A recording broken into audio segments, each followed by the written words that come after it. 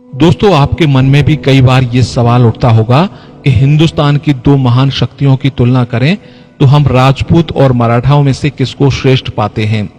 निस्संदेह ये दोनों ही शक्तियां श्रेष्ठ थीं और हम अगर तुलना करें तो राजपूत और मराठाओं में बहुत अंतर है। समानता सिर्फ एक ही है कि दोनों महान हैं। अब मैं आपको पहले राजपूतों के बारे में बताता हूं। राजपूत एक शेर की तरह होता है, क्षत्रिय धर्म का पालन करता है और कभी भी कमजोर पर हमला नहीं करता। राजपूत से यदि कोई दुश्मन माफी मांग ले तो आसानी से माफ कर देता है। राजपूत युद्ध क्षेत्र में कभी भी छल कपट का प्रयोग नहीं करते। राजपूत हमेशा आमने सामने की लड़ाई में विश्वास करते हैं। राजपूत अकेला हजारों से लड़ाई लड़ लेगा, लेकिन युद्ध क्षेत्र में कभी भी पीछे कदम नहीं हटाता। राजपूत कभी भी भागते हुए दुश्मन की पीठ पर वार नहीं करता। एक राजपूत के लिए आन बान शान और युद्ध में अपनी मातृभूमि के लिए जान देना शान समझी जाती है। एक राजपूत युद्ध क्षेत्र में कभी भी पीठ नहीं दिखाता और सीने पर वार सहकर मरना पसंद करते हैं। राजपूत एक दिलेर कौम है, पर स्वभाव शेर के जैसा। जिस प्रकार शेर झुंड में रहना पसंद नहीं करते, वयस्क होने पर अपना एक एरिया बना लेते हैं, राजपूतों में भी वही प्रवृत्ति पाई जाती है। राजपूत एकल रहना और एकल लड़ना पसंद करते हैं। युद्ध क्षेत्र में दिमाग पर कम और अपनी ताकत पर भरोसा ज्यादा करते हैं। दोस्तों, अब मैं आपको युद्ध क्षेत्र में राजपूतों के कारनामे बताता हूं।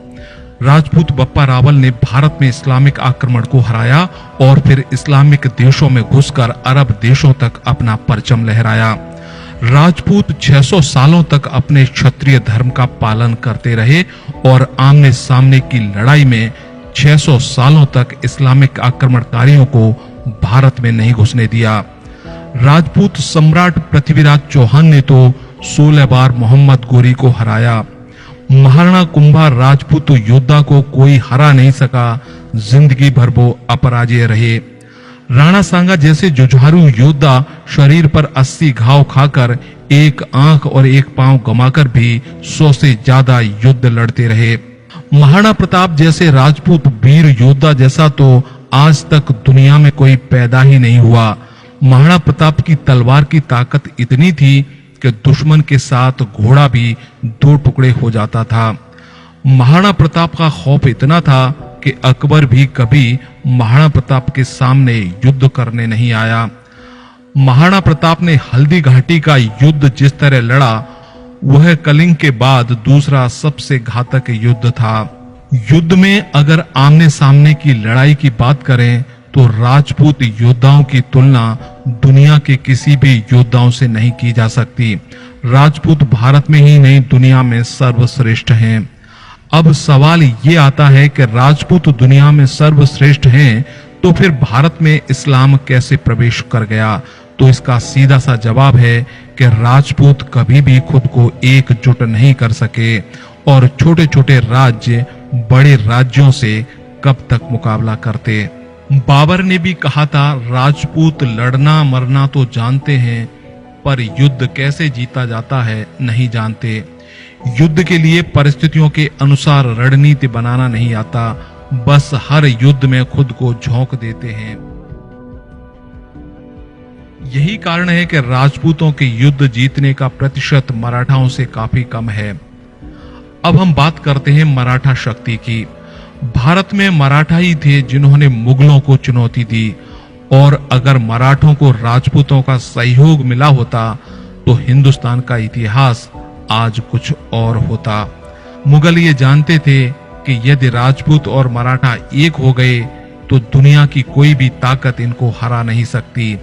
इसीलिए मुगलों ने राजपूतों को अपनी सेना में बड़े-बड़े पदों पर रख लिया। राजपूतों को वजीर बनाया गया। राजपूतों से वैवाहिक संबंध स्थापित कर मराठों को अलग थलग कर दिया गया।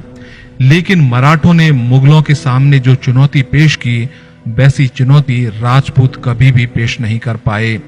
मराठे युद्ध लड़ना भी जानते थे और युद्ध जीतना भी। परिस्थितियों के अनुसार रणनीति बनाते थे और छल कपट का जवाब छल कपट से देते थे। यही कारण था कि 5 लाख फौज लेकर भी औरंगजेब 27 सालों तक मराठों को कभी हरा नहीं पाया। दोस्तों, मराठों के अंदर हिंदुस्तान की 36 जातियों के योद्धा थे, जिनमें भारी संख्या में राजपूत भी थे। राजपूत इतने प्रभावी कभी नहीं हुए कि पूरे भारत को संभाल सकें। वहीं छत्रपति शिवाजी के नेतृत्व में भारत में मराठा साम्राज्य की स्थापना की गई। पेशवा बाजीराव ने मराठा साम्राज्य को दक्षिण में तमिलनाडु, उत्तर में पेशावर, पूर्व में उड़ीसा और गुजरात तक विस्तार दिया था। मराठों की युद्ध शैली चीते की तरह होती थी, यानी छिपकर वार करना। छत्रपति शिवाजी की छापामार युद्ध शैली पर आधारित इजराइल की छोटी सी सेना किस तरह आज इस्लामिक मुल्कों के बीच में खुद को बचाए हुए है और इजराइल की छोटी सी सेना से किस तरह बड़ी-बड़ी ताकतें खौफ खाती हैं। मराठी योद्धा होने के साथ-साथ राजनीतिक रूप से बहुत चतुर थे। युद्ध के बाद वो राज्य को सुरक्षित रखना भी जानते थे। शिवाजी महाराज ने सभी वर्गों का विश्वास जीतने के लिए छोटे-छोटे वर्गों से भी शादियां की थीं। दोस्तों, हमने आज हिंदुस्तान की 2 महान ताकतों के बारे में आपको बता दिया। अब आप ही फैसला करो कि श्रेष्ठ किसको मानते हो। मेरी दृष्टि में तो भारत की दोनों ही ताकतें और दोनों ही योद्धा महान थे। आज फिर वक्त आ गया है कि हिंदुस्तान की सभी जाति धर्मों को एकजुट होकर हिंदुस्तान को महान राष्ट्र बनाने में अपना योगदान देना चाहिए। हमने जो पूर्व में गलतियां की, उनसे सीखकर अपने देश को एकजुट रखें, तो हमारी ये ऐतिहासिक भूल का एक बहुत बड़ा सबक होगा।